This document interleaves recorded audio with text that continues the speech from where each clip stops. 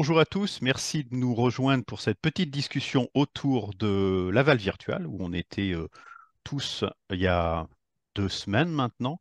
Alors, on a déjà fait sur le site un résumé de ce qu'on a vu. Donc, l'idée, c'est pas de relire ce qu'on a déjà dit, mais plutôt d'aller sur les choses étonnantes, les choses intéressantes qui nous ont marqués, alors en bien ou en moins bien, hein, finalement, on peut tout se permettre, et puis de faire le tour de toutes ces petites impressions du salon. Mais juste avant de commencer, est-ce que je peux déjà vous demander de vous présenter à tour de rôle? Je vais donner la parole parce que je suis pas sûr que vous ayez tous le même ordre sur vos écrans. Donc je vais commencer par Valérie, s'il te plaît. Eh bien, merci. Bonjour. Donc, Valérie Rifo-Cangelosi, je dirige Rehabs Consulting, qui est une société de conseil spécialisée en réalité augmentée pour l'accompagnement et le déploiement de solutions et une experte en lunettes connectées. Vincent. Vincent Guégui, je suis consultant et directeur de projet XR, donc Extended Reality. Donc ça va de la réalité virtuelle à la réalité augmentée et tous les trucs où il y a un terme réalité, grosso modo. Et Caroline.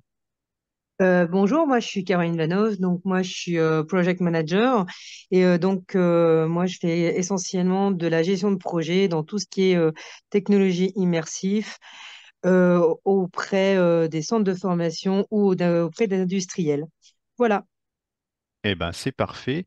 Alors, on va commencer en gardant un peu l'articulation qu'on a gardée dans l'article, hein. Donc, on va commencer par parler des entreprises exposantes de ce qu'on a vu. Et puis, on conclura à la fin sur l'impression générale. Comme ça, on va commencer par des points particuliers et on finira par une espèce de synthèse, chacun à notre tour, de ce qu'on a vu sur ce salon.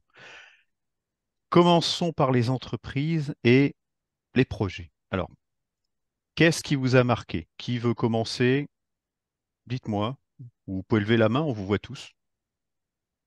Moi, je vais Allez. commencer. En fait, il y a eu plein de choses. Il y a un truc que j'ai trouvé sympa, c'est la présence de la société Immersion, qui fête ses 30 ans, mais alors surtout 25 ans de Laval. Et j'ai trouvé ça assez sympa parce qu'effectivement, on est pour la plupart des gens une industrie relativement nouvelle, qu'on considère encore et qu'il est en soi très innovante, mais ça rappelle quand même qu'il y a quand même des boîtes qui travaillent dans ce secteur depuis très longtemps et qui non seulement continuent à déployer pas mal de projets, mais arrivent avec des nouveautés aussi, des concepts innovants comme leur projet Descartes qui était assez sympa.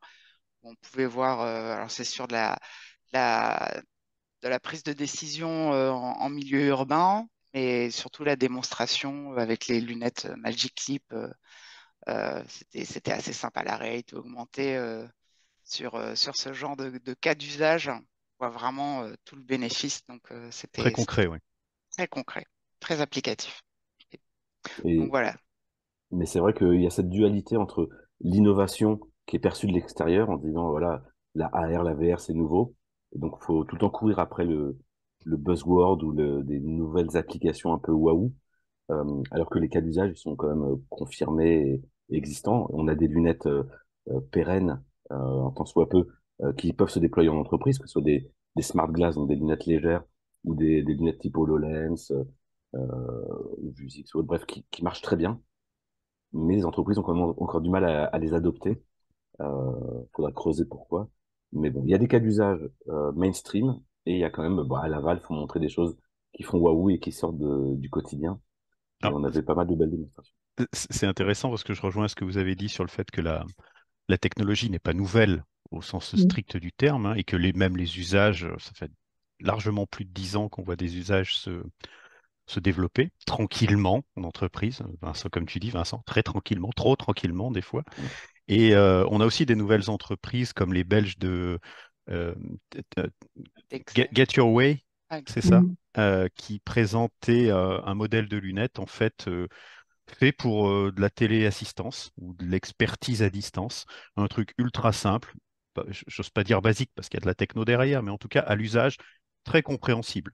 Valeur ajoutée très simple, intégration matérielle, logicielle, vous avez un problème, un technicien sur le terrain, hop, connexion avec un expert, etc. Donc on est toujours sur cette idée que les usages finalement existent depuis très longtemps, ce qui n'empêche pas de nouvelles entreprises d'arriver avec des produits peut-être pour les simplifier, en tout cas leur donner la possibilité d'être plus simplement déployables.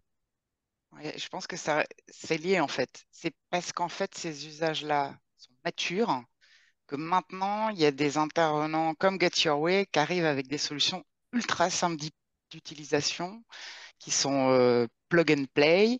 Donc, non seulement ils fournissent un hardware, une paire de lunettes qui est très simple, mais en plus, ils fournissent aussi la partie logicielle qui est de l'instruction de travail. Donc, tu fais pas 10 000 choses avec, c'est tout packagé, tu as une licence mensuelle qui contient le hardware et le soft, et en fait, c'est déployable en quelques jours, hein.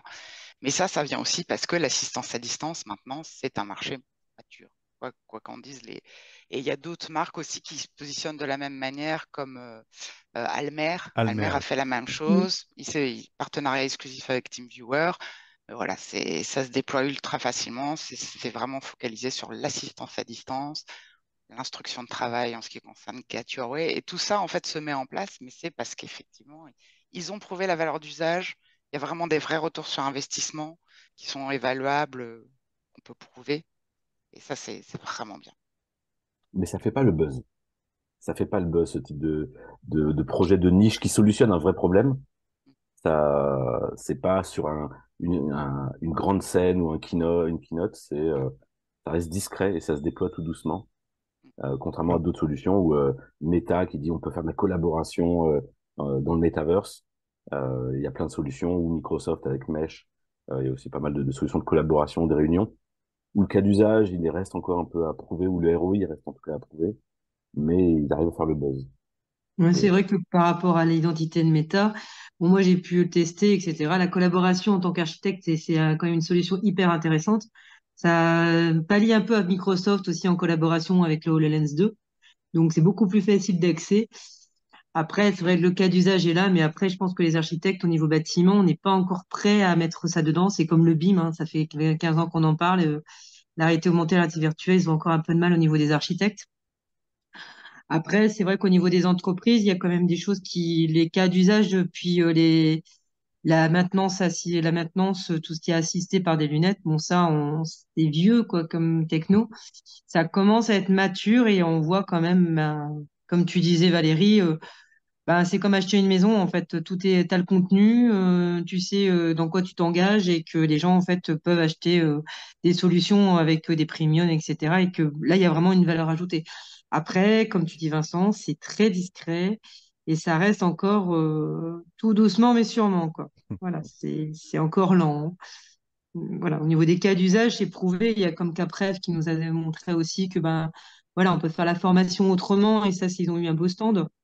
Donc voilà, c'est quand même aussi le représentant du GIP FCIP, avec aussi Mimbus qui était présent aussi, qui font tout le développement et le contenu.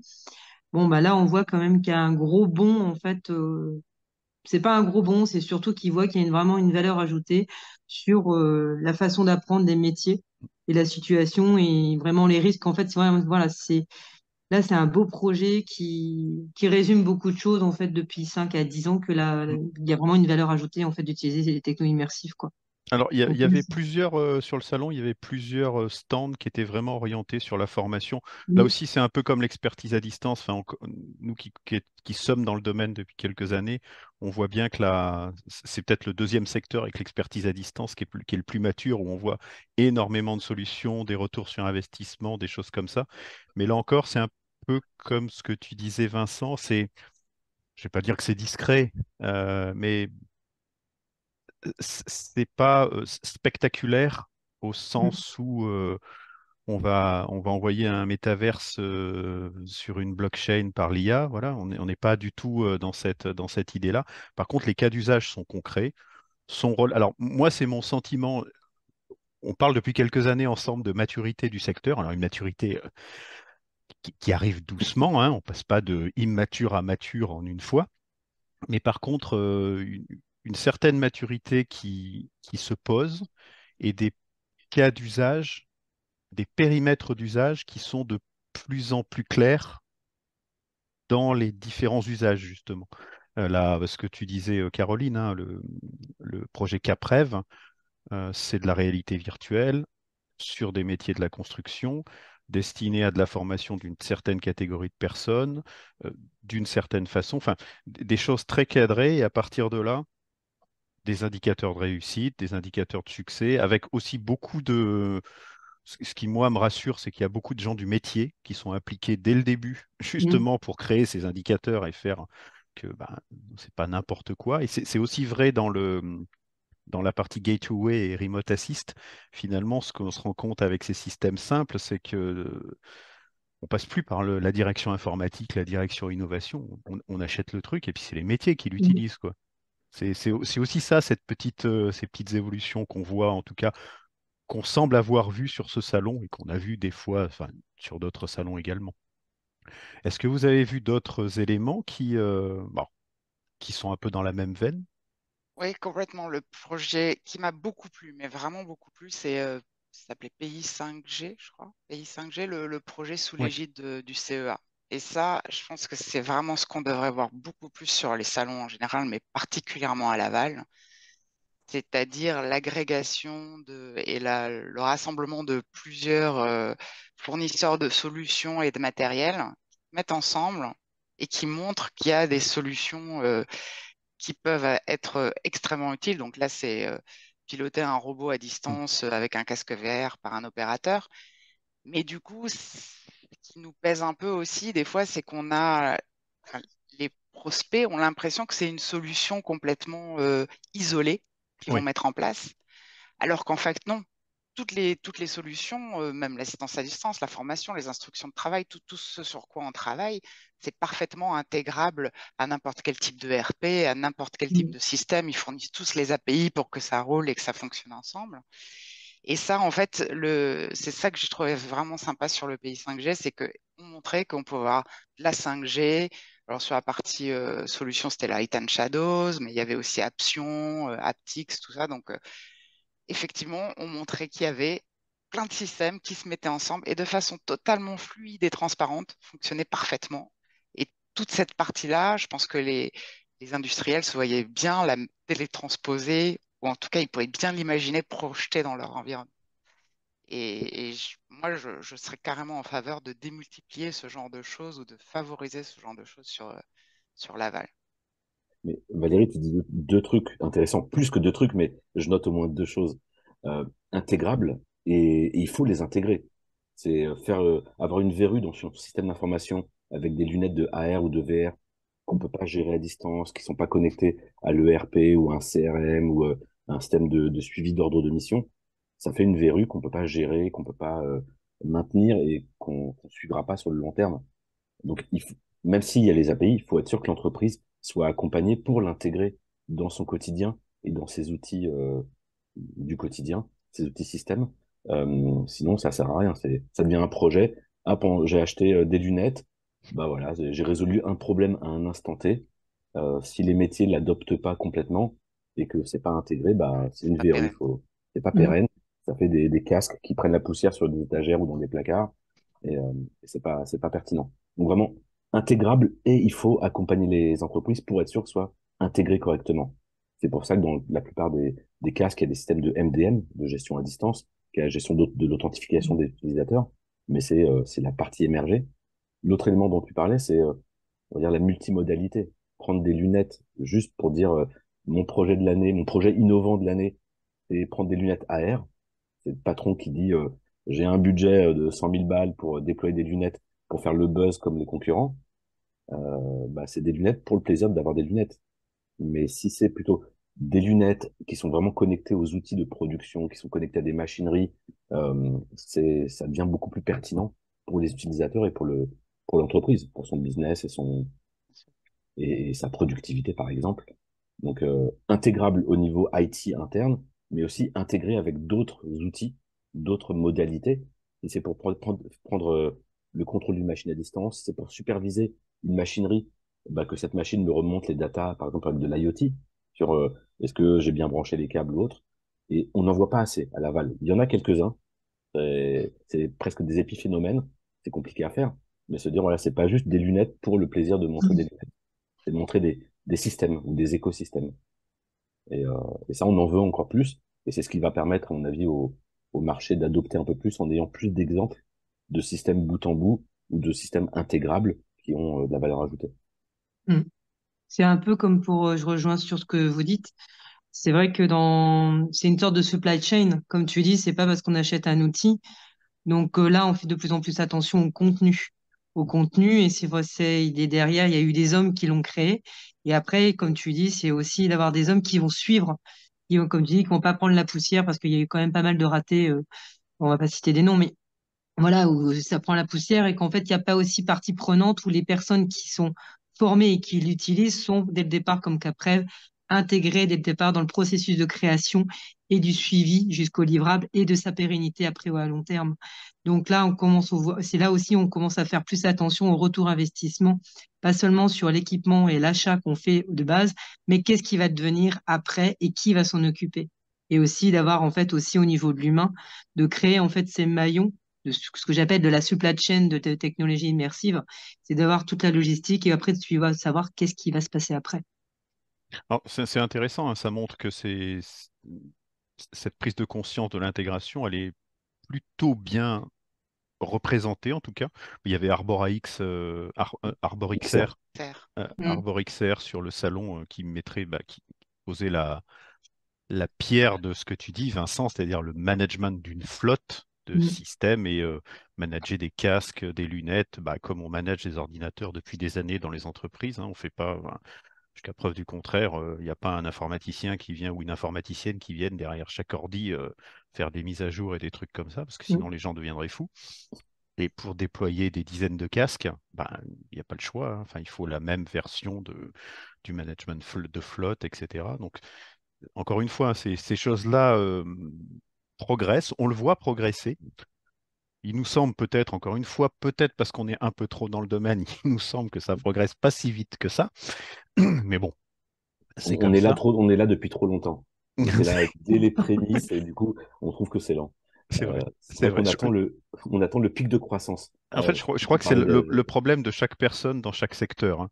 ouais, À force de connaître ce qui se passe, tout le monde attend un Ouais. peu que ça, enfin, tout le monde s'attend à ce que ça aille plus vite. C'est une règle de je sais plus qui.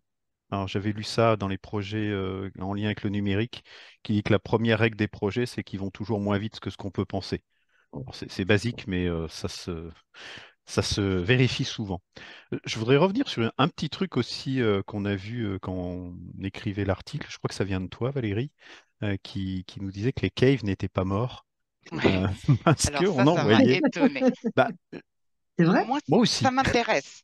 Ça m'intéresse parce qu'en fait, j'ai travaillé dans ma vie sur la partie projection et je pense que c'est un média qui est sous-utilisé. C'est vrai que en réalité augmentée, on peut utiliser un téléphone, une tablette, un casque.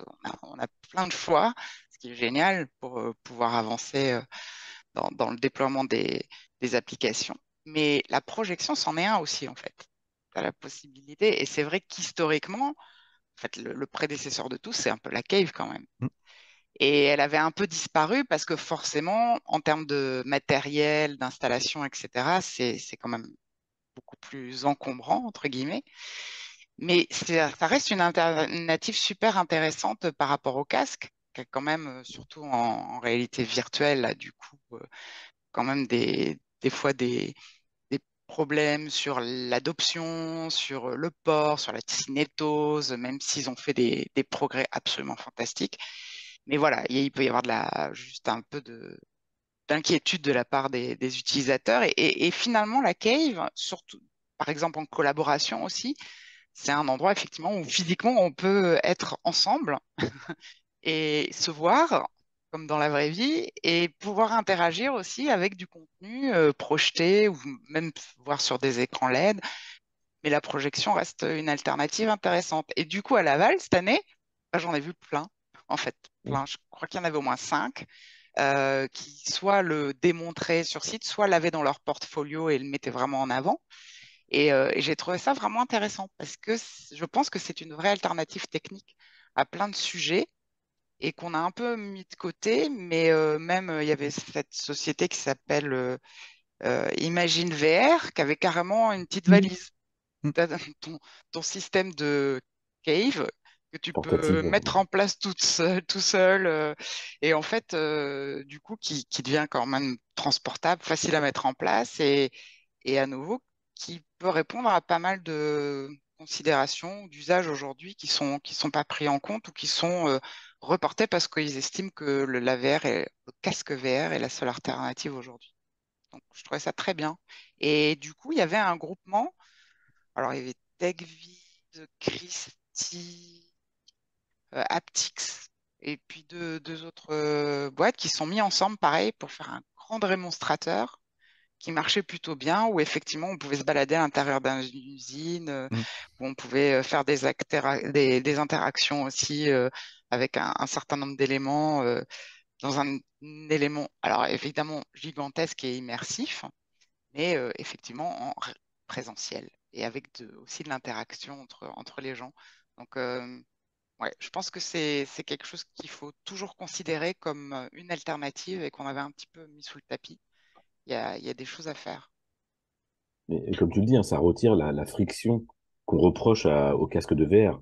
Ouais. Mettre un casque, faut le temps de s'immerger dedans. Si on n'a pas la bonne coiffure, on peut pas mettre de casque. Si on n'a pas les bons problèmes de vue, on peut pas mettre de casque non plus. Faut comprendre comment marchent les manettes et tout. Là, on est présent dès le début. En 3 secondes, on est Ouais. dans l'immersion. Et, euh, et pareil, c'est toujours une histoire d'accompagnement et de tendance. Si l'entreprise, elle veut des casques de VR, elle va prioriser des projets casques VR au détriment de quel est mon problème, quel est mon pain Mm. point Mm. et c'est quoi la bonne solution. Et dans ce cas, il faut trouver, faire le benchmark et se dire, bah, en fait, pour votre besoin, la visite virtuelle, et ben, du Cave, ça suffit largement. Vous voulez un truc ultra collaboratif en simultané dans la même pièce, peut-être de la VR, mais au moins se poser la question du casque. Est-ce que c'est casque ou pas? Alors que là, actuellement, la question, c'est quel casque je choisis? Quel type de Ouais. casque, oui. Mm. Alors Alors que après, la question en amont, elle n'est pas prise. c'est vrai que le Cave a une origine très industrielle, hein, et reste aujourd'hui très présent dans les industries. On pense à la conception, les visites, les choses comme ça. Euh, pour le grand public, la VR, c'est un casque, hein. Depuis Oculus, depuis 2014, c'est comme ça. Et c'est vrai que pour des secteurs qui sont arrivés, on l'a vu d'ailleurs dans les différentes éditions de la Valve virtuelle, pour des secteurs qui sont arrivés dans la grande famille de la XR post-Oculus, la VR reste très identifiée au casque. Et c'est difficile des fois d'imaginer, en tout cas de faire imaginer à des gens autre chose. Donc bon, en tout cas, c'est intéressant d'avoir cette option qui, comme tu le dis, étonnamment, est pas morte et que la complémentarité des outils, du matériel, est plutôt intéressante et commence à être de plus en plus intéressante, justement, à l'extérieur des usages classiques industriels qu'on connaissait. À propos des choses cross-technologie, on a parlé de l'IoT, de la robotique. On a aussi parlé de... Alors là, je refais un peu l'histoire avec les conférences, hein. Vous savez, la première demi-journée de conférence, on a parlé de cross-technologie avec deux sujets phares qui étaient l'IA, évidemment, l'intelligence artificielle, et puis tout ce qui est du côté des interfaces cerveau-machine. Donc on va dire BCI, BCI. BCI, Brain Computer Interface. Et c'était intéressant pour moi de voir. Alors, on va commencer par ça, parce que l'IA, on va en discuter juste après, mais on pourra s'écharper dessus peut-être juste après. Euh, pour la BCI, c'était plus classique. C'est intéressant de noter que finalement, il n'y avait pas grand-chose. Il y avait des choses intéressantes. Moi, je suis très étonné. Ça revient à ce que tu disais, Valérie, la BCI, enfin, les outils, c'est pas nouveau. Ça existe depuis, je sais plus, une dizaine d'années, peut-être même un peu avant même dans les laboratoires de recherche. Et pourtant, c'est pas très développé. On voit bien que ça pourrait faire des choses géniales. On imagine des tas de trucs, puisque c'est une façon d'interagir avec avec des programmes, avec des données, et que on l'a vu avec la réalité augmentée, des fois on n'a pas les mains, enfin on n'a pas les mains disponibles pour interagir. Des fois on peut ne pas avoir le langage ou etc. Et c'est super intéressant. Mais pourtant, bah, il n'y a pas grand-chose. Alors, je ne sais pas comment vous voyez ça. Il n'y a peut-être pas d'utilité, hein. C'est peut-être aussi simple que ça, mais c'est quand même étonnant de voir si peu de choses. C'est vrai qu'il n'y a pas beaucoup de choses, mais ça émerge petit à petit, enfin depuis longtemps, mais ça émerge quand même. à mon avis, il faut le voir comme un eye tracker. L'eye tracker tout seul, ça détecte le mouvement des yeux, ça peut détecter où on regarde, si on est concentré sur un élément ou pas, euh, mais ça fait pas une interface complète. Il manque des choses pour que ça fasse une interface. C'est juste un canal d'une forme de modalité dans l'interface. Et je pense que les BCI, c'est aussi un bout d'interface et il faut l'intégrer dans autre chose pour que ça se déploie. Et je disais ça en conférence il y a quelques temps, quitte à avoir un casque sur la tête ou des lunettes, autant qu'il y ait le capteur en plus qui fait BCI, de la même manière que sur un casque de VR, il peut y avoir un eye tracker, c'est quelques grammes en plus et quelques composants en plus qui rajoutent plus de complexité et de potentiel dans l'interface en étant plus sensible, plus à l'écoute de l'utilisateur, ou en lui fournissant plus d'informations. Mais c'est un composant, voilà, BCI et Eye Tracker, mais ça va au même endroit, c'est même les caméras pour le hand tracking, c'est un élément en plus qui va rajouter plus d'interface. Je reviens sur le hand tracking, le Leap Motion, l'élément qui se met en USB pour détecter les mains, tout seul, il se déploie pas. Il y a des gens qui l'ont acheté, mais moi je l'ai acheté, je l'ai branché à mon PC, je naviguais dessus avec la main, mais ça suffisait pas parce que c'était pas intégré dans l'expérience Mm. complète et surtout c'était pas intégré dans le hardware pour qu'il y ait une adoption en un clic. J'achète mon hardware global, l'ordinateur, le casque, et il y a tous ces composants. Et limite, s'ils ont un nom ou ils ont pas de nom, ces composants, c'est pas grave, tant que ça marche, c'est l'essentiel. En fait, on attend le moment, je sais pas, le moment opportun où ça va s'intégrer et là, poum, ça va partir. Et ça se trouve, on se rendra même pas compte. Ça sera Apple Vision Pro 2.0. Ils vont dire, ah, on a un capteur d'émotion. Ils vont l'appeler comme ça. Et ce sera en fait un capteur d'onde cérébrale. Ou ça peut être Meta qui va demain intégrer un nouveau capteur sensoriel. Et, euh, et ça va être dedans. On va pas se dire, ah, c'est bon, on a enfin le BCI. C'est, Mm. ah, il y a ce capteur en plus. OK. Bah, on va l'utiliser. Et ça pourrait ne pas faire le buzz. Ça pourrait faire le buzz aussi, mais ça pourrait ne pas faire le buzz Ouais. parce qu'il y a un composant en plus. Ouais, alors là, on parle quand même de brain control. Ah, je sais, Je mais pense que l'un des aspects peut-être qui ralentit le déploiement, c'est aussi que c'est du brain control. Et je pense que ça devra venir quand même avec une certaine forme d'éducation, pas d'éthique, pas d'éthique, pas d'explication. d'éducation, Voilà, rien du tout. je pense que tous les questionnements déjà actuels qui nous sont posés dans notre univers sur la partie casque, sur la sécurité, sur les datas, sur effectivement l'impact sur les enfants, etc. Je pense que Brain Control, on n'y est pas encore. C'est un peu anticipé. Alors après, il peut être renommé, mais malgré tout, je ne pense pas que ce sera aussi facile à mettre en place et à déployer du point de vue des utilisateurs et de la communication de la fonctionnalité que la main, qui reste Mm. effectivement limitante, mais donc, moi, je pense que c'est super intéressant, mais c'est un petit peu comme les lentilles de contact qui ont aussi maintenant des aptitudes à devenir des outils de contrôle. Mais là, après, on va toucher à des parties qui sont quand même très sensibles et sur lesquelles il va falloir pouvoir détricoter un petit peu Mm. jusqu'où ça va. Et les émotions, c'est extrêmement personnel, Oui. c'est extrêmement variable, et je pense que ce ne sera pas si simple que ça. Maintenant, techniquement, quand on fait, Monsieur Guigui, l'abstraction de, de tout ça, effectivement, je pense que c'est ultra intéressant et les potentialités sont énormes. Énormes. Alors, on n'est pas à une Bah, contradiction près, hein, puisqu'on sait qu'aujourd'hui, en captant les yeux, les mouvements avec un casque, on sait très bien reconstituer l'émotion des utilisateurs. Mais bon, c'est pas grave, il faut pas l'appeler comme ça, quoi. bah après, dans le brain control aussi, de toute façon, on parle de sens et d'émotionnel. Si on parle de l'olfaction actuellement, ils sont en train de parler de la skin control, tu vois, donc de capter en fonction de tes émotions, tu vas mettre de la crème qui va te créer de la joie, de la colère, etc. Donc ça, c'est Sisley qui fait ça. Et pareil, en olfaction, en neurodolfaction, il y a quand même des gros groupes qui s'y intéressent. Et donc intégrer le contrôle de l'odeur par l'émotion pour essayer de vendre encore plus. Donc, bon, techniquement, ça commence à se faire et ça commence à être la place. Mais tout de suite, ça fait un peu de diabolisation. Et comme tu dis, il faut travailler aussi sur une éthique, une réglementation, parce que jusqu'où on peut pousser et travailler sur le contrôle des gens grâce au sens. Donc là, on l'a déjà par le visuel, par le sonore, etc., par comment dire, un entraînement du cerveau. Et l'olfaction, c'est pareil, c'est comme si tu faisais du compte-gouttes. Et c'est pareil, au bout d'un moment, tu vas contrôler la personne émotionnellement parce que tu vas lui donner une diffusion de lavande.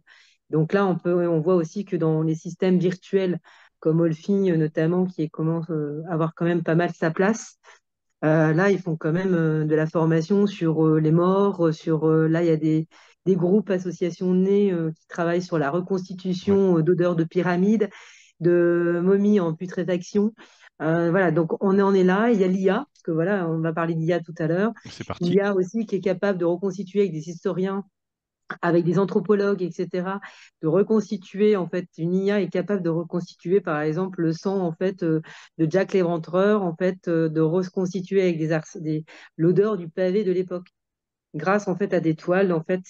Donc, tu vois, donc, on travaille déjà sur l'émotion, contrôler le cerveau. On l'a déjà par nos techno immersifs, mais l'immersion, une des plus naturelles, c'est l'olfaction. Et là, elle est en train de s'intégrer petit à petit. Après, comme tu dis, on n'est pas encore, il y a encore des dispositifs qui ont encore à faire pour intégrer l'odeur dans l'immersion, mais on y est, quoi. Là, on y est. Alors, faut préciser, hein, BCI, c'est pas le contrôle du cerveau en théorie, c'est le cerveau C'est dans les, qui contrôle Oui, l'interface. Bon, Oui, oui, c'est après, dans les voilà. deux sens. C'est dans les deux voilà, sens. les C'est dans les boucles deux L'interface, sens. oui, les boucles de Ouais, rétroaction, quand vous imaginez un programme un algorithme, pardon, qui peut s'adapter à votre état émotionnel pour fabriquer une ouais. réponse, pour l'encourager, enfin, pour faire tout ce que vous imaginez, on comprend assez rapidement que, ouais, il y a peut-être deux, trois questions à se poser Mm. qu'on ne s'est pas posées dans des médias qu'on connaît, qui existent depuis une dizaine d'années, et que ce serait peut-être bien de le faire cette fois avant. Mais Caroline, tu as lancé le gros mot de l'intelligence artificielle. Ce serait intéressant qu'on en discute un peu parce que, je vais vous donner mon point de vue, hein, c'est assez personnel, mais c'était très calme au niveau de l'intelligence artificielle. Mm. Alors, moi, ça m'a fait un bien fou, je vous avoue, parce que ça fait 6 mois, j'ai l'impression que ça délire dans tous les sens, dans les salons qu'on a fait, dans les trucs où l'IA fait tout, y compris fait les toasts du matin pour le petit déjeuner. Là, moi, j'ai ressenti, c'est peut-être en lien avec la maturité hein, dont vous parliez juste avant, mais j'ai ressenti des exposants qui étaient très matures justement sur cette question-là. Il ne s'agit pas de dire que ça sert à rien, il ne s'agit pas de dire que ça sert à tout, mais les discussions étaient sur quels sont les bons usages et comment faire en sorte qu'on les mette en place. Et j'ai trouvé, moi, les discussions sur quelques stands avec quelques intervenants, quelques speakers, d'un haut niveau de maturité justement sur ces aspects-là. Et encore une fois, assez différent du bruit ambiant sur l'intelligence artificielle. Je ne sais pas ce que vous en pensez, ce que vous en avez pensé. il y a un élément qui est intéressant avec la hype cycle de Gartner. En disant que ça fait la hype, donc il y a des usages détournés ou des attentes démesurées, et après ça redescend. C'est que la hype cycle, elle est aussi dépendante des personnes qui produisent les contenus. Donc quelqu'un qui est nouveau ou quelqu'un qui est beaucoup dans le marketing va être dans la hype cycle tout le temps. J'exagère un petit peu et j'ai rien contre les gens du marketing ou de la communication. Mais bon, ils vont être dans la hype cycle. Des gens qui sont dans la techno depuis longtemps, ils vont avoir un peu de hype au début et puis ils vont comprendre un peu plus vite les cas d'usage et rationaliser en se disant, OK, comment ça peut vraiment servir? Ceux qui sont pour faire le buzz, bah non, ils vont être dans la hype cycle qui va aller très haut et qui va durer plus longtemps. Donc je pense que Laval Virtual, c'est un salon de connaisseurs, de gens qui sont dans le métier et qui savent enlever le bruit. Tu parlais de bruit ambiant. Ils savent enlever la pub qui est autour de tous les éléments et se dire, OK, il y a une techno, il y a une nouvelle tendance. Est-ce que ça sert, oui ou non? Et où est-ce que je le mets dans mon produit si je veux décupler la puissance de mon produit? Ça reste quand même un terme marketing, décupler la puissance de mon produit, mais ils veulent quand même le mettre parce que ça, c'est vendeur. Mais ils vont être un peu plus rationnels, je pense. Et effectivement, il y a pas beaucoup de stands qui en parlaient finalement, parce que je vais pas dire que c'est pas mûr, mais c'est compliqué de faire de l'IA, surtout si on parle de generative AI. Il y a que quelques acteurs qui en font, entre les GAFAM, les Mistral, Google et Apple. Mais pas et Apple très récemment, ils annoncent, et Meta. Ça crée une adhérence Si demain, moi, je veux mettre du generative AI dans un système, il faut que je bosse avec une des GAFAM, euh, Magma, maintenant on dit plus GAFAM, mais Magma, un qui renommage de Facebook en méta. Mais ça crée une adhérence et une dépendance à un fournisseur de services, ce qui fait que moi, je suis pas autonome pour créer mon produit. Si demain, je veux avoir un équivalent de ChatGPT dans une expérience immersive en VR ou en AR, soit je me le crée moi-même et je passe des mois et des mois, voire des années à créer quelque chose, soit je fais un partenariat avec ChatGPT directement. Et là, je suis pas dépendant et ma solution, je peux dire qu'elle est pas viable. C'est que mon business devient dépendant d'un tiers sur lequel j'ai pas le contrôle. S'ils veulent changer leur roadmap ou leur tarification, je suis impacté directement. Donc, je pense que les acteurs qui étaient sur le salon sont plus pragmatiques, pas dans la retenue, mais dans la circonspection, en disant, OK, il y a ce truc-là, qu'est-ce qu'on va en faire? Et ils veulent comprendre pour le mettre correctement. Enfin, c'était mon Après, ressenti. et je pense que Oui, certains l'utilisent déjà, hein. Il Oui, y a, Mm. il y a- il y a différentes formes d'intelligence oui, artificielle. tout à fait. Effectivement, quand tu passes du génératif, on va être dépendant de gens qui travaillent dans le génératif et qui ont accès aux larges bases de données, oui. etc. Mais après, avoir juste ton application qui fait un certain truc, par exemple en instruction de travail, et qui apprend des erreurs et qui les enregistre et qui modifie pour la suivante, ça c'est un truc qu'ils utilisent depuis longtemps. Et c'est Oui, de l'intelligence artificielle. tout Donc, ce Bah, qui c'est est. l'IA d'il y a 10 ans, ça, c'est bon. C'est En pas de fait, la vraie IA. c'est la base, la si, computer c'est vision, la c'est la base base. de notre secteur, hein, Ouais. donc, C'est carrément la base. Et du coup, effectivement, je pense que la plupart ont jamais utilisé le mot en soi et surtout comme un levier marketing, mais parce que c'était une évidence. Donc, c'est un peu injuste aussi parce que voilà, je pense que c'était juste naturel depuis des années, qu'ils n'ont pas besoin d'en faire un. Alors maintenant, effectivement, ils peuvent le rechanger, hein. Il y avait mm. mais je pense que c'est intelligent de ne pas rechanger son nom, ses plaquettes marketing et tout son site internet en tant que prestataire XR, juste pour ajouter AI à toutes les lignes, pour se dire, parce que dans un an, il va falloir encore réinventer autre chose. Surtout Donc, que les Ils l'ont fait il plaquettes y a avec 2 ans. Metaverse sont pas encore sèches, Exactement. alors. Ouais. exactement. Donc On a eu le ça métavers, coûte on a eu cher le métaverse, les maintenant on a dit, reworks de sites internet et pour des effets, comme tu disais Mm, Vincent, hein, on est en haut de la hype. mm. Donc là, effectivement, mais ça va pas durer. En revanche, l'utiliser intelligemment, essayer de faire en sorte que ça marche avec Alors, nos applis, c'est bien.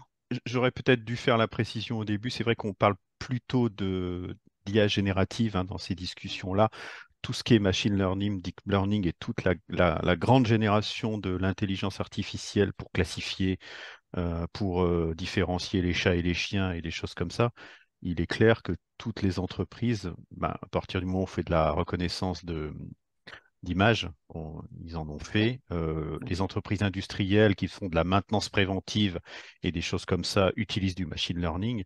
Donc c'est vrai que la discussion qu'on a vue sur ces derniers mois était plutôt sur la générative. liée à l'intelligence artificielle générative de par les problématiques qu'elle peut amener quand on l'utilise sans savoir vraiment comment l'utiliser. Je restreins un Je fais peu le attention, hein, je fais périmètre. attention. Ben, c'est ce qu'on a vu, la discussion qu'on a eue par exemple sur, enfin vous connaissez le sujet, hein, c'est du génératif, de la création de contenu. Quand on parle en réalité augmentée ou en réalité virtuelle, créer facilement du contenu, c'est le Graal. Ça coûte.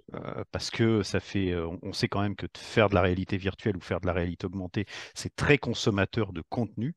Alors, je ne parle pas de l'aspect scénario, narration, construction, mais déjà dans le contenu même, c'est très gourmand en contenu, que souvent le contenu est pas vrai. Enfin, le contenu 3D, c'est pas si courant que ça, donc il faut le générer, le créer, et avoir des outils de génération qui rendent cet aspect facile, c'est un plus et on voit que un bon nombre d'entreprises travaillent vraiment sur cet aspect-là. Et puis, il y a l'aspect génératif, on va dire, à la volée, hein, c'est pouvoir augmenter encore l'interaction euh, avec des éléments, des personnages, des choses comme ça. On parlait du Moins fameux, scripté. ouais, du guide touristique qui t'accueille à l'entrée d'un musée. Et évidemment que si tu lui mets de l'IA générative qui permet d'avoir une discussion naturelle, c'est absolument génial parce que l'immersion va être encore renforcée. dans cette expérience-là. Toute la difficulté étant, comme tu dis, de savoir comment cadrer ce bonhomme virtuel pour pas qu'il parte en sucette et qu'il t'explique comment quitter ton boulot pour aller élever des chèvres dans le Larzac, alors qu'il est censé te guider pour te faire visiter un musée. Euh, et puis, encore une fois, ce que tu as dit, Vincent, c'est que quand tu commences à mettre au cœur de ton application des éléments qui te sont étrangers, au sens où tu les maîtrises pas, euh, c- on a vu que dans certains cas, ça pouvait être un peu dangereux pour la survie ou la viabilité, je ne sais pas comment dire, de l'application. Mais en tout cas, c'est vrai que les discussions étaient intéressantes, très matures, encore une fois, très matures, très, comme vous l'avez dit, très focalisées sur de l'usage, avec beaucoup de curiosité. Peut-être que aussi, peut-être, hein, c'est une interprétation encore une fois personnelle, mais peut-être que l'impact de la hype métaverse sur notre écosystème nous Ça a permis refroidit les d'être gens. ouais, disons, d'être un peu plus mesuré quand on a les vagues successives qui arrivent. Peut-être, je sais pas. En tout cas, c'est plutôt Après, il y a la intéressant. maturité aussi, hein. Il faut quand même qu'il y ait une IA générative, facile Oui, d'accès, peu coûteuse, parce que, enfin, rajouter de l'IA générative dans une solution existante ou en cours de développement, ça a quand même un coût. Donc après, il y a un problème de ROI. Est-ce que parce que je vais rajouter de l'IA générative dans mon application, je vais en vendre 10 fois plus? Est-ce que je vais rentabiliser mon investissement? Et surtout, est-ce que ça va avoir vraiment plus de valeur pour l'usage auquel j'essaie de répondre avec ma solution? C'est ça aussi le hype. C'est un moment, ça a un coût. On peut l'utiliser si on veut se faire bien voir pendant les 6 prochains mois, avec le risque que ça n'a plus de valeur marketing dans un an. Mais surtout, c'est dans la pérennité, dans la valeur perçue et dans l'usage, est-ce que ça vaut vraiment la peine? Parce que moi, ça va me coûter en tant que développeur oui. de rajouter ça. Donc, il faut vraiment que je puisse le faire payer plus Mm. cher. Et donc Ah que oui. le client il trouve une valeur absolument supérieure pour pouvoir y aller. Donc je pense qu'il y a aussi ça dans l'esprit des gens qui sont à Laval, de se dire Oui, oui, c'est tout à fait ça. Et puis comme tu le dis, sur le modèle économique, ça a l'air de rien, un chat GPT ou ouais, un truc comme ça. Quand on commence à passer par API et qu'on envoie des tokens, c'est plus et que gratuit. voilà Enfin, comment ça s'appelle, le compteur, le compteur en dollars, il monte avec les incrémente. tokens, on se rend compte à quel point c'est extrêmement Exact. coûteux d'utiliser ce genre d'outils. Ça c'est clair. Est-ce qu'on peut, alors juste avant de parler des absents, parce qu'on va parler un peu des gens qu'on n'a pas vus mais qui étaient là, il y a un point qui était intéressant aussi, c'est le stand des fournisseurs chinois. Alors pour moi, c'est intéressant. Alors intéressant, pas une surprise, parce qu'on a discuté avec Valérie quand tu étais au Mobile World Congress. On a vu ça aussi au CES, mais au CES, c'est un peu plus classique. C'était leur rendez-vous. Au Mobile World Congress, c'était plutôt étonnant. Et dans différents salons européens, on se rend compte de l'augmentation de la présence de ces fournisseurs avec des solutions qui, moi, m'ont vachement épaté. J'avoue, des choses clés en main, quasiment des blocs optiques. Je ne veux pas dire que tu allais acheter tes lunettes directement, mais on n'en était pas loin en termes d'intégration. Aujourd'hui, ces fournisseurs-là ont des briques d'une excellente qualité et ça devient intéressant de voir que le marché européen les intéresse beaucoup. Alors, on ne va pas faire de la géopolitique de lien entre les États-Unis, la fermeture du marché, les taxes, etc. Mais c'est intéressant d'avoir cette vision de l'intérêt pour l'Europe. Est-ce que ça peut amener des modifications de l'écosystème? Qu'est-ce que vous en pensez? Je pense ils sont, effectivement, ils commencent à avoir des technologies matures. Alors, beaucoup en VR quand même, hein. Beaucoup pour des casques de VR, puisque j'ai discuté un peu, effectivement, sur la réalité augmentée. Ils sont plutôt en attente de trouver le bon partenaire qui va co-développer avec eux les premiers produits, plutôt que vraiment de le vendre sur étagère. Mais en revanche, effectivement, ils sont à la recherche de nouveaux marchés. Je pense que la situation économico-politique influence un peu le fait qu'il soit effectivement plus présent en Europe. Après, des exemples comme Lynx, mais aussi voilà, enfin, d'autres fabricants qui arrivent aussi avec leurs propres lunettes en Europe montrent que potentiellement il peut y avoir un marché et des marques intéressées. Donc, ils ont tout intérêt, je pense qu'effectivement, à démultiplier leurs options parce que une fois qu'on a fait le marché chinois et qu'on est peu moins bien accueilli sur le marché américain, bah, voilà, il reste une opportunité, une fenêtre et c'est la nôtre. Donc, tant mieux, tant mieux. Et j'espère que ça pourrait inspirer des fabricants qui sont probablement aujourd'hui sur d'autres produits, qui ne sont pas des lunettes, mais qui pourraient voilà, être convaincus qu'il y a une vraie opportunité de marché, surtout après effectivement qu'Apple se soit positionné, que Samsung arrive, que voilà, aujourd'hui il y a quand même beaucoup de marques qui font par exemple du téléphone portable, qui vont sortir leur casque cette année ou l'année prochaine. Donc il faudrait que les Européens aussi se positionnent rapidement. Mais c'est vrai qu'il faut plus de diversité, en tout cas dans les fournisseurs. Euh, alors quand on passait par le stand de Math Digital, on pouvait voir la panoplie de tous les casques qui existent. C'est joli à voir, il y en a beaucoup. Euh, mais ça reste quand même 4-5 fournisseurs en final, 4-5 fabricants qui ont chacun deux trois variantes Oui. de lunettes. Euh, si on veut que le marché se développe, il faut quand même de la variété pour avoir de la variété dans les prix, dans les compatibilités, dans les modes d'intégration avec les besoins des entreprises. Et donc avoir des fournisseurs chinois qui fournissent soit des composants, soit des morceaux de lunettes, soit des lunettes en entier. Euh, Ça permet de développer encore le marché, euh, tant que ça respecte les problèmes géopolitiques ou les réglementations générales européennes.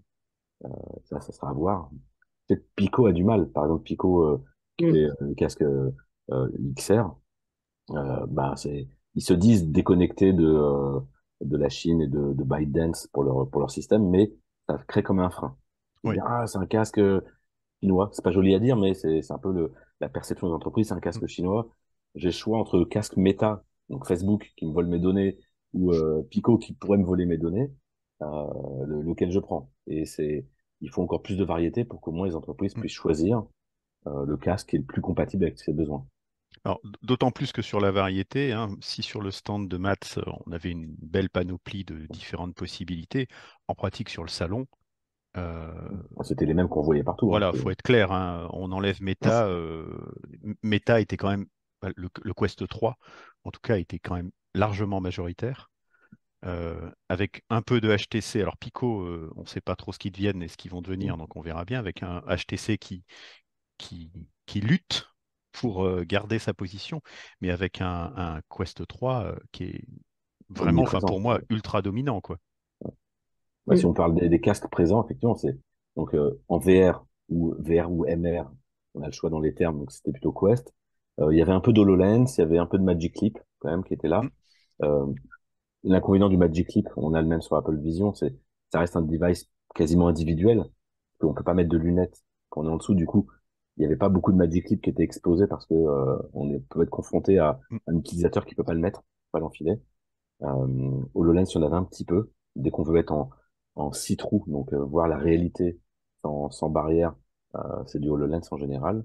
Euh, des Et de l'Apple démonstrations Vision, et de l'Apple Vision. Mais qui était Apple Vision, qui était ils en avaient pas de stand traction. Non, il n'avait pas de stand. Et sans être présent. chaque stand voulait attirer le chaland avec son Apple Vision Pro. C'était vraiment Avec leur l'outil liste de de ouais, démonstration réservez par votre créneau essence. pour tester C'est ça, oui. votre outil. Exactement. Venez me voir. J'ai un Apple Vision J'ai Pro. un Apple Et Vision, je suis super pertinent et si vous voulez signer avec moi, je vais vous vendre du Quest hein, quand même parce que c'est vraiment ça qu'on veut avoir. c'est ce qui se vend, c'est du Quest.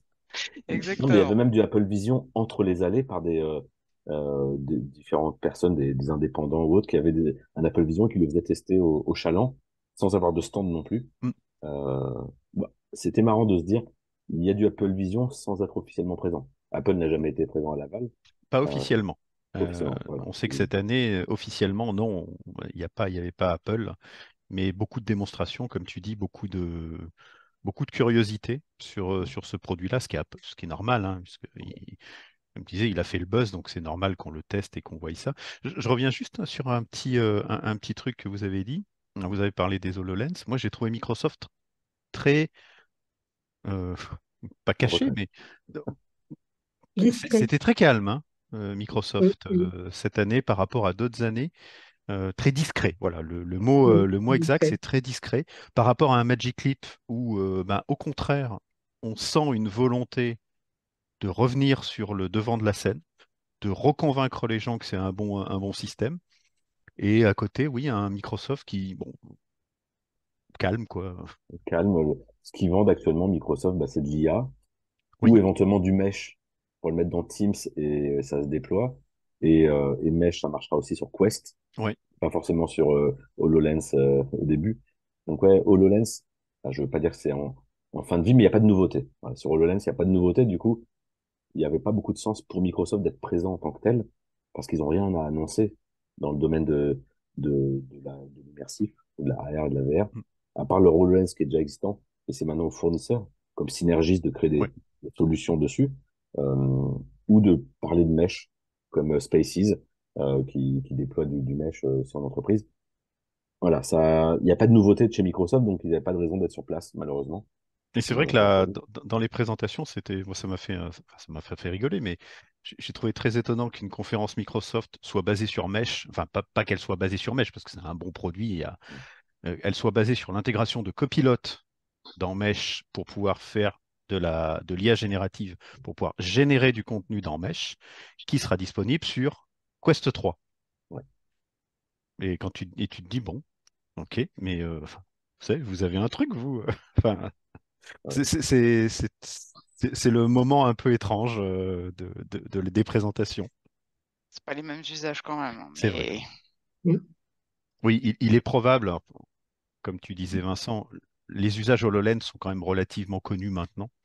Euh, on en a vu beaucoup et c'est vrai que c'est peut-être cette dernière année, ce qu'on a vu n'est pas vraiment innovant en termes d'usage. C'est-à-dire il n'y a pas de vrais nouveaux secteurs, de vrais Il n'y a pas de nouvelles gap, on n'est façons. pas passé à un Ouais. niveau Et supérieur, de toute on est dans la façon, continuité. on peut pas, enfin, on peut pas, j'en sais rien, moi je suis pas chez Microsoft, mais ça paraît difficile avec un outil de la complexité d'un HoloLens 2 quand même, d'imaginer des usages de masse où on en met partout.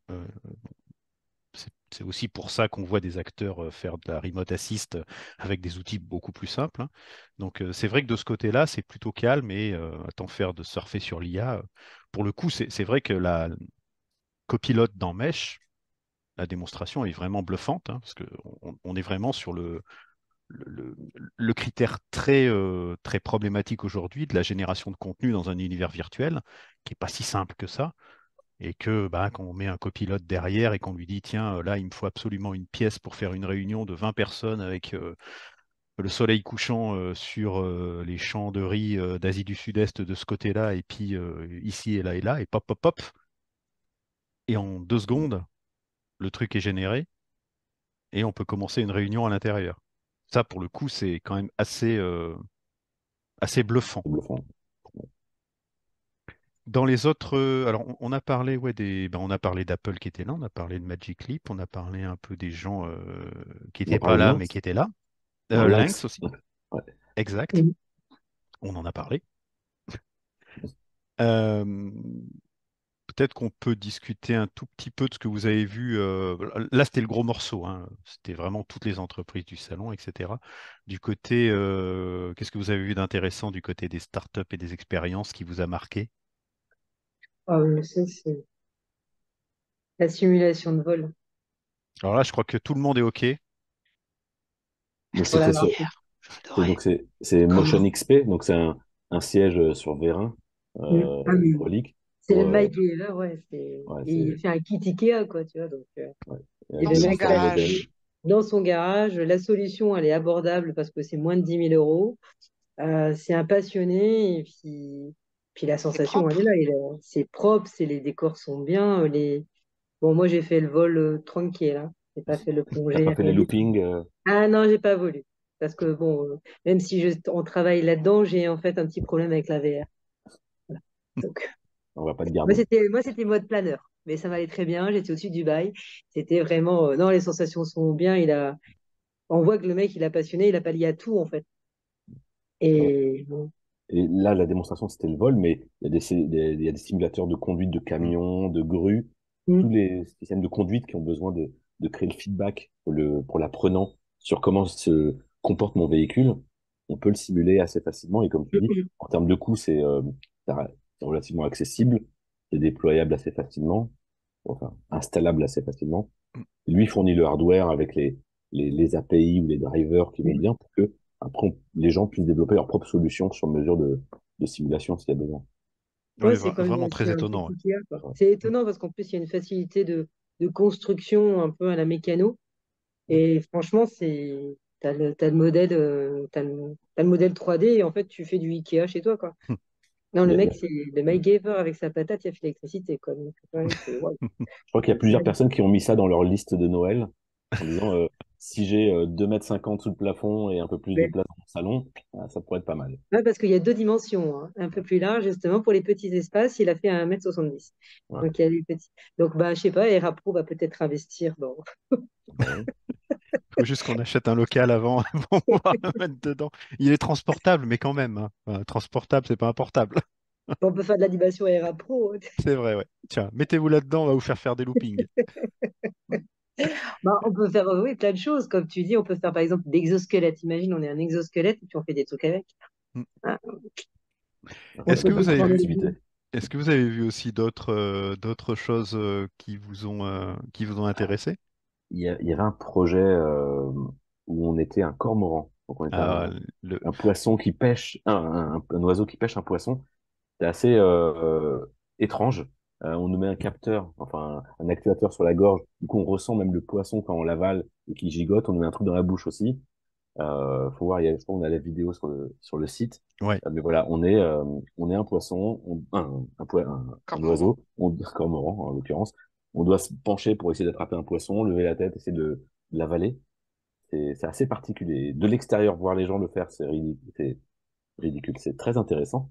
Le faire aussi, c'est assez intéressant. Et ça multiplie les interactions. Il y a le casque en VR, il y a le truc sur la gorge, il y a le truc dans la bouche.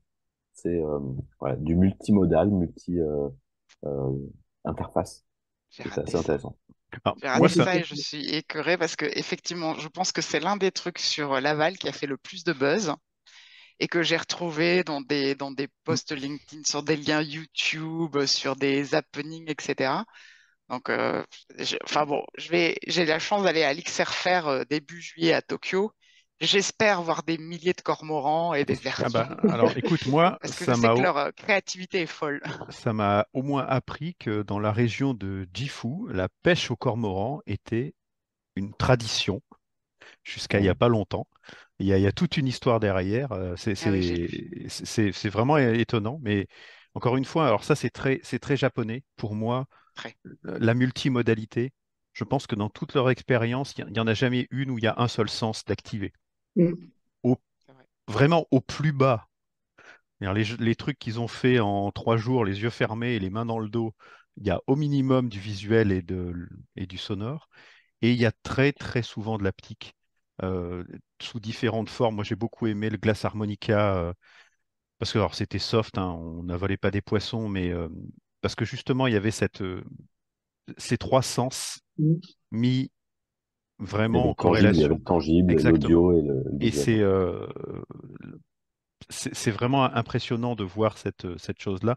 Ça montre aussi que enfin, c'est peut-être très asiatique hein, d'être plus porté sur l'aptique que nous en tant qu'Européens, mais je vois beaucoup à chaque fois de toucher dans les expériences. Mm. Donc c'était intéressant. Vincent, tu m'avais parlé aussi du Rescue Simulator. Alors là, pour le coup, Oui. moi j'ai été super impressionné par ce truc-là. Et Waouh. ouais, un simulateur pour apprendre le massage cardiaque. Donc c'est un buste Mm. mécanique avec plein de capteurs et on doit en VR faire les bons gestes et ça mesure effectivement la force avec laquelle on appuie, le rythme. En France, on a une boîte qui s'appelle d'un seul geste Oui. qui fait l'équivalent. Il n'y a pas beaucoup de capteurs dans le mannequin, mais on apprend aussi les gestes. Là, c'est une mallette complète avec Alors, c'est système ça qui est mécanique. étonnant. C'est-à-dire c'est très compact. Ouais. La mallette est complètement intégrée avec les systèmes donc des capteurs. La partie réalité virtuelle permet de caler un mannequin virtuel sur cette mallette-là avec des réactions. Suivant ce qu'on fait, si on le fait Mhm. mal, il a des réactions. Et c'est vraiment la compacité du truc. Enfin, moi, j'ai été très étonné, hein, j'avoue. Alors, c'est très sérieux pour un projet japonais, par rapport à ce dont j'ai l'habitude. Mais c'est vraiment, si vous ne l'avez pas vu, jetez un œil à la vidéo qu'on a mis dans l'article, parce que c'est vraiment beaucoup d'imagination et beaucoup d'efficacité dans la réalisation. Alors, il y avait Ça me fait aussi, penser à ouais, un autre stand qui est pas asiatique, mais qui était sur la peinture de oui, voiture, refaire la peinture de sa carrosserie.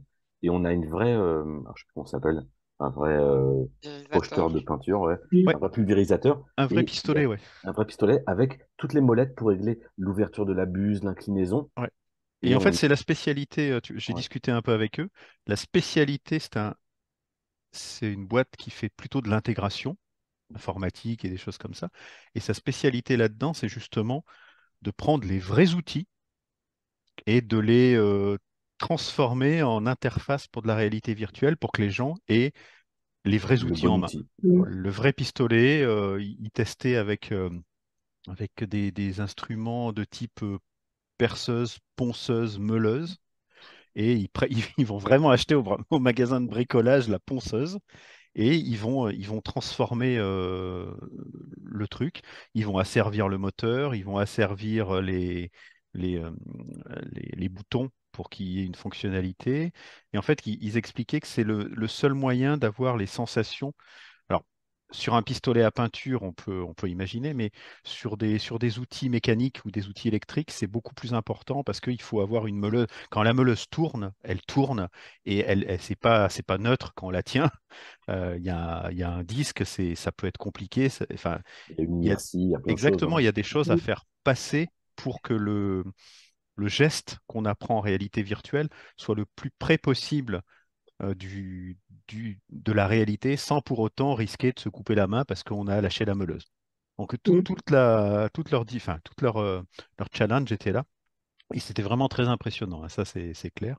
Je reviens sur les startups, aussi sur les révolutions. Je ne sais pas si vous avez testé le projet Embrace de l'Université de Taïwan. Alors là aussi, c'est très asiatique comme truc. Euh, c'est un, pareil, hein, allez sur le site, regardez la vidéo parce que euh, c'est un outil de sensibilisation à à l'anorexie mentale. Et c'est un truc, c'est de la réalité virtuelle avec un système haptique qui va compresser le ventre à un moment pour montrer les effets de l'anorexie quand tu vois une nourriture, de la nourriture et des choses comme ça. C'est vraiment très impressionnant. Enfin, je l'ai pas, j'ai pas eu le temps de le tester. J'ai vu des gens le tester et ils en sont sortis assez, waouh, assez remués quoi. Donc si vous avez le temps, regardez la vidéo. Encore une fois, pour moi, c'est vraiment très asiatique. Alors là, c'est pas japonais, c'est taïwanais. Mais l'idée de faire rentrer dans la VR des sensations physiques, euh, c'est pas anodin. Donc ça aussi, moi, pour le voir, ça m'a beaucoup marqué. Est-ce que vous avez d'autres éléments ou ça, on a fait un peu le tour de tout ce que... Ben, Bah, quand tout à même. l'heure, on a parlé d'expérience. Il y en a une qui était très belle. Donc, ça s'appelle Sen. Ah Donc, en oui, fait, c'est aussi des Japonais. Ils ont eu un prix, notamment aussi à Awards Laval.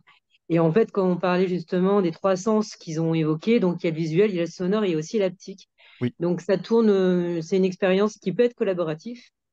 Donc, tu es avec un bol à thé dans tes mains et en fait, qui est complètement connecté. En fait, ta scène qui est une petite, en fait, comme une sorte d'elfe en fait japonais qui est en fait qui va raconter l'histoire traditionnelle du thé et tout ce qui tourne autour avec la codification.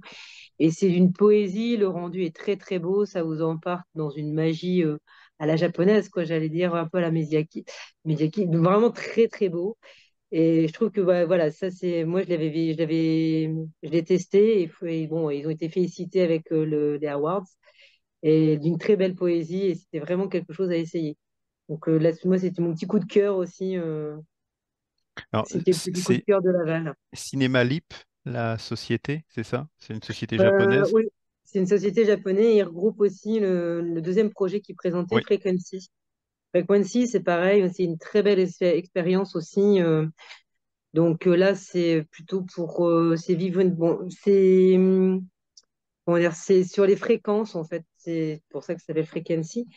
C'est en fait une petite fille qui montre que bah en fait on est entouré de multiples fréquences différentes et on devrait faire en fait ça célèbre en fait les différences plutôt de valoriser les différences qui font notre force au lieu d'être retravaillé sur la singularité et sur chacun pour soi. Donc il y a aussi une belle morale là-dessus et en fait le rendu est très graphique. À la limite, ça fait comme un film d'animation, ça marche C'est très et surprenant le rendu, ouais. le rendu il est magnifique. C'est on dirait vraiment un film d'animation qu'on pourrait montrer à Annecy. Et donc voilà, donc en fait c'est la même boîte en fait qui fait Frequency et qui fait Scène. Donc c'est vrai que ça a été les coups de cœur en fait de nous jury lors de la présentation du mercredi. Et c'est vrai que c'était vraiment c'est très très beau. Voilà, c'était un peu difficile. Et après au niveau des expériences, il y a aussi voilà le cas d'usage en fait là c'était une expérience immersive sur l'anthropologie des Aztèques. Donc là, c'est plutôt une plateforme avec des contenus en réalité virtuelle qui est libre en fait, qui est bon. Il y a un certain coût au niveau des administrations, tout ce qui est patrimoine et culturel et patrimoine. Mhm. Et en fait, c'est une plateforme où ils peuvent aller chercher du contenu. D'accord. Et là, c'était une expérience plutôt donc les Aztèques, etc. Donc, mais c'est très comment dire, c'est de la XR parce qu'en fait, on est vraiment sur un cheminement, on entend. Et là, au bout d'un moment, c'est une expérience, mais qui dure une heure et demie. Et je pense que tu perds ton Wow. utilisateur. Tu perds complètement ton utilisateur parce que c'est passif. Bon, bah, tu vois ben, des silex et puis clic, clic, hop, ils font du feu. Bon, bah, je sais pas si. Voilà, donc il y a eu des belles choses. Ça commence aussi dans tout ce qui est culturel, à prendre sa place, mais c'est bon, bah voilà, faut toujours avoir un médiateur, quelqu'un qui explique. Tu peux pas donner le casque à quelqu'un qui est novice et débrouille-toi, quoi. Ouais. Après, il y en avait une autre qui était belle aussi. Donc, moi, j'étais vraiment dans les expériences de l'autre côté de Laval. Il y en avait un, c'était sur l'IA. Voilà, c'est une IA qui a fait carrément un contenu immersif. Alors, tu devais attraper en fait des petites bugs, donc des coccinelles, dans un monde en réalité virtuelle. Et là, en fait, en tant qu'utilisateur, ben, ça buguait et en fait, l'IA, tu voyais quelle est la valeur ajoutée et quelle est dire l'objectif, en fait, même quand tu es créateur de contenu, tu as toujours un message ou tu as toujours un objectif à la fin où tu dois vivre quelque chose. Oui. Là, tu perds ton utilisateur, c'était l'IA qui avait tout généré, le design et tout. Et voilà, c'est donc l'IA aussi a ses limites à, dans le processus de créativité et d'emmener en fait son utilisateur. En tout cas, elle a de L'utilisateur. l'humour, hein, parce que une expérience où tu chasses des bugs et qui a elle-même des bugs, des bugs. Ouais. c'est Ouais, pas bah mal, voilà, je trouve. c'est peut-être le concept que j'ai pas compris alors. Les bugs dans les bugs. C'est méta, là, ça devient. Ah Alors, là, moi, c'est j'ai beaucoup aimé. Alors, je me rappelle plus du nom, mais il y avait une expérience aussi pour présenter les hauts fourneaux, Hmm, euh, ouais, l'esprit du avec feu ou quelque chose comme ça. Alors, c'est plutôt du 360, hein, si je me souviens bien. ouais, c'est en Mais fait un système de Mattelport. C'est en fait une boîte ouais, qui fait ça. Ça fait 3 ans ou 5 ans qu'ils sont sur le projet et ils travaillent en fait sur ceux qui ont été. C'est pas la Vallourec, sur ArcelorMittal. ArcelorMittal, ouais. Voilà, c'est sur le site d'ArcelorMittal qui va être détruit. Ah, c'est Donc, le haut fourneau c'est l'arrêt d'un haut fourneau, si je me voilà, souviens avec bien. le licenciement Ouais. bon, Mais plus ou moins abusif du personnel, parce que les voilà, images sont, elles enfin, sont magnifiques. vraiment magnifiques.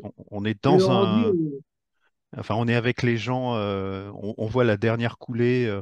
Enfin, vous imaginez bien, hein, c'est du métal en fusion dans un endroit sombre, donc les couleurs sont magnifiques, c'est rehaussé aussi. J'ai été vraiment impressionné par cette par la mise en qualité du scène. rendu. Ouais, Ouais. Et après, tu as tous les témoignages, parce qu'ils ont été chercher les oui, témoignages de ceux qui ont fait 30 ans ou 50 ans dans cette industrie. Donc, c'est aussi une sorte de patrimoine aussi, mais surtout oui, de mémoire. De mémoire, et grâce en fait à l'immersion. Ouais. Non, franchement, c'était chouette. Ça, c'était une belle expérience. eh ben, ça fait beaucoup de belles expériences pour cette édition 2024. Euh, on pourrait en parler longtemps, donc on va rester quand même raisonnable sur la durée de notre discussion. Est-ce que je peux vous demander, chacun votre tour, alors peut-être pas de conclure, mais d'aller un peu sur le sentiment général, de votre impression générale de cette édition? Qui veut commencer? Je veux Valérie. bien commencer. Je pense qu'on a oublié un truc en fait. Ah, pardon. C'est pas les expos, mais on a quand même eu la visite de la secrétaire d'État en charge du numérique C'est vrai, à Laval. c'est vrai. Et J'y étais. effectivement, la venue de Marina Ferrari, franchement, je pense que c'était quand même quelque chose de vraiment important pour Laval. Parce que c'est vrai qu'on dit toujours que Laval Virtual, c'est l'un des plus gros événements XR du monde, que ça fait 25 ans qu'on est en place. Enfin bref, et on est toujours effectivement, en plus on est français, tout le monde questionne un peu Laval, pourquoi aller là-bas, est-ce que de la véracité? Le fait que voilà que Marina Ferrari se déplace, qu'elle choisit cette plateforme pour annoncer l'APP, je pense que c'était bien, c'était un signal fort. En plus, la discussion était vraiment intéressante. Il y a eu beaucoup d'interactions avec les gens en présence, avec certains Mm, exposants. Ça a pris une tournure vraiment concrète, je pense, pour la plupart des gens qui étaient sur place aussi. Et ça a été beaucoup relayé aussi par les médias et pas bien sûr. forcément par les médias XR, qui est Ouais. généralement post-Laval, toujours très, très segmenté et très focalisé. Donc, ouais, moi, je trouve que c'était vraiment un truc important et que ça nous donnera aussi un petit coup de levier et de visibilité pour l'événement dans le futur. Et pour l'écosystème, hein, c'est ce qu'on disait. Ah, pour l'écosystème, c'est deux APP en 6 mois, là, on est Ah, c'est bien. On est bien. au Nirvana. Alors, ta conclusion, Valérie, ou ta vision globale? Bah, ma conclusion, franchement, c'est un bon Laval. D'année en année, je me dis toujours, bon, allez, il va y avoir peut-être une petite descente, etc. Je pense qu'effectivement, le marché était, enfin, les exposants, l'organisation en elle-même, etc., était posée, mature. On n'était pas sur du buzz, on était sur vraiment de l'applicatif, de l'utile. Et ça s'est senti. Et je pense qu'ils sont probablement assez contents aussi des retours, du nombre de visites qu'ils ont eues, du profil aussi des visiteurs. Donc je pense qu'on est sur un bon trend. La seule chose que je mentionnais, c'est que vraiment, je pense qu'il faut qu'il y ait plus de projets partagés, que les exposants imaginent plus partager des choses. Ils peuvent avoir leur stand, mais il faut qu'ils ramènent des choses. Tu parlais du fait que les Asiatiques, dans leur démonstration, ils mélangeaient beaucoup les sujets. Nous, on fait pas ça assez. Il n'y a pas assez d'optique d'olfactive, de connectivité, de partenariat qui fait qu'on arrive avec des choses plus globalisées. On reste quand même très centré sur la démonstration Mm. de nos solutions pures. Et je pense que la grande force, et même dans le futur de notre écosystème, c'est de montrer qu'effectivement, on n'est pas une technologie, qu'on intègre énormément de choses. Et comme disait Vincent aussi, qu'on est intégrable. Donc, il y a quelque chose peut-être à penser et à développer pour le futur. Vincent, tu veux prendre la balle au bon? Ouais, je prends la balle au bon.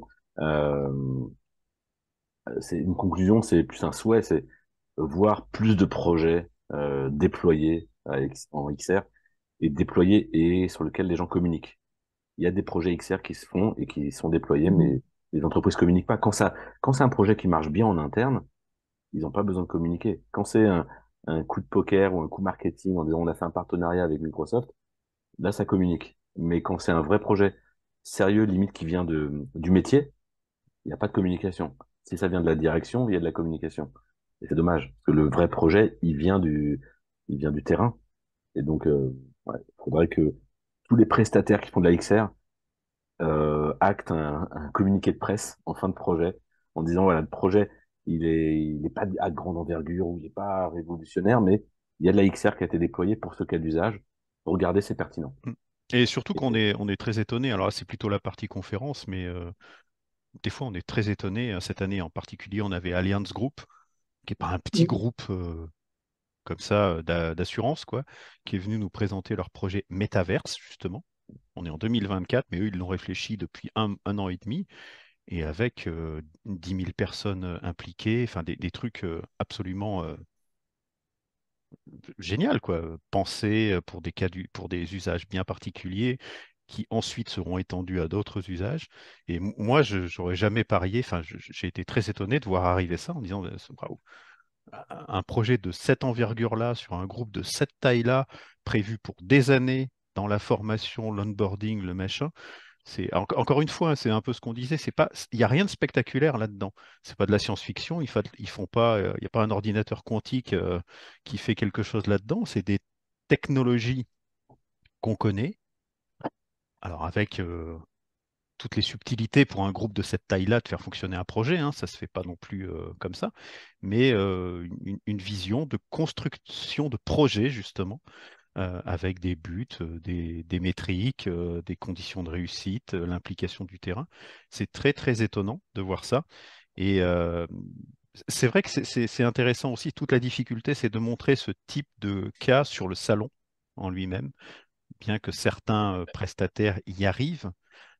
C'est toujours tentant pour un prestataire de XR qui a quand même une base très techno de montrer sa techno et de montrer que sa techno, elle est vachement mieux que les autres parce que ça fait du bling-bling, ça, j'exagère un peu, mais ce qui est aussi normal. Et pour rebondir, c'est là aussi où on voit la maturité de certains comme Immersion, pour moi, hein, qui arrivent sur un stand à montrer leurs vraies compétences technologiques. Hein. Je pense quand on passe sur le stand, il n'y a aucun doute, mais par des cas d'usage particuliers. C'est-à-dire qu'on va sur le stand Immersion, on voit ce qu'a fait Immersion avec Singapour, vous savez, sur leur îlot, là.